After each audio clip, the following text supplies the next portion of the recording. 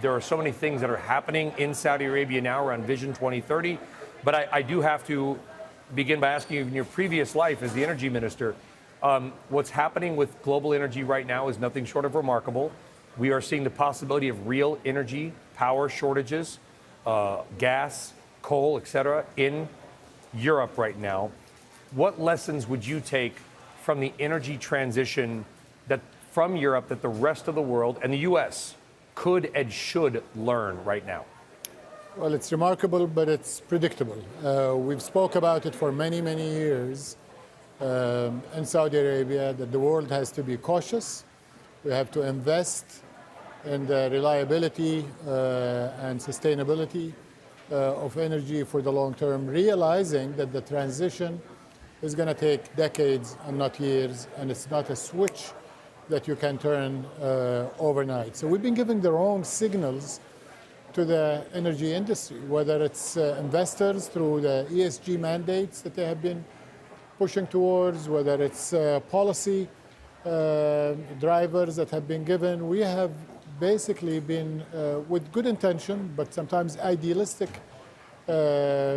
aspirations, trying to accelerate this transition where just physics and the laws of nature would not allow it to happen. This is a multi-decade transition that has to take place.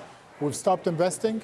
Investors have been basically given the signals to the industry not to invest, and the energy industry have been given back money to investors, whether it's buying back shares or excessive dividends and not investing capital, and sometimes taking capital and putting it in that slow growth, renewable alternative energies, which is good, but at the same time we have deprived the lifeblood of our economy of the needed investments. In Saudi Arabia, with the wisdom of our leadership, we have been committed over decades, and will continue to be committed to providing sustainable, adequate energy for the marketplace. But one hand cannot do it alone. We need the rest of the global community to heed the reality. It's not a warning anymore. It is a reality because of the squeeze on supply. But the industry is powerful. It can respond quickly, given the current situation. Well, a lot of people may not realize, Your Excellency, that you are an honorary Texan. You are an Aggie, Texas A&M. I'm proud of it. Proud of it. And you look at what's happening in Texas now. I know, gentlemen, I'm sure you know, Scott Sheffield, the pioneer, recently said, if we start pumping more oil, investors will punish us. We need to give the money back, to your previous point.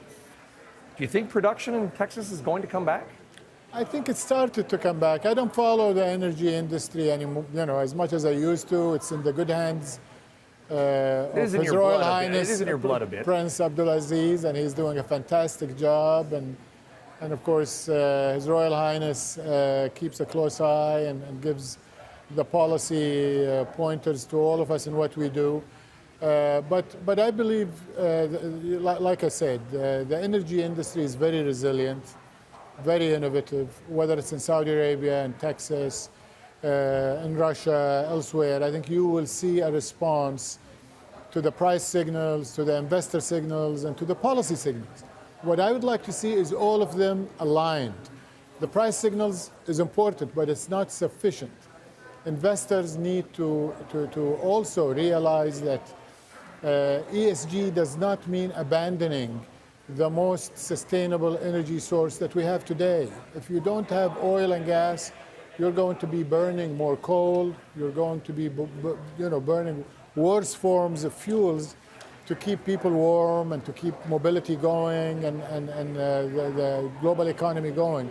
So we do need to invest in oil and gas enough while also growing alternative forms like renewables, nuclear, and others which need to contribute. And that's part of Vision 2030, and part is so much of that. And you've got this huge sustainability initiative. You and I spoke on stage. 10 billion trees, I think, are going to be planted in the Kingdom of Saudi Arabia. These bold goals.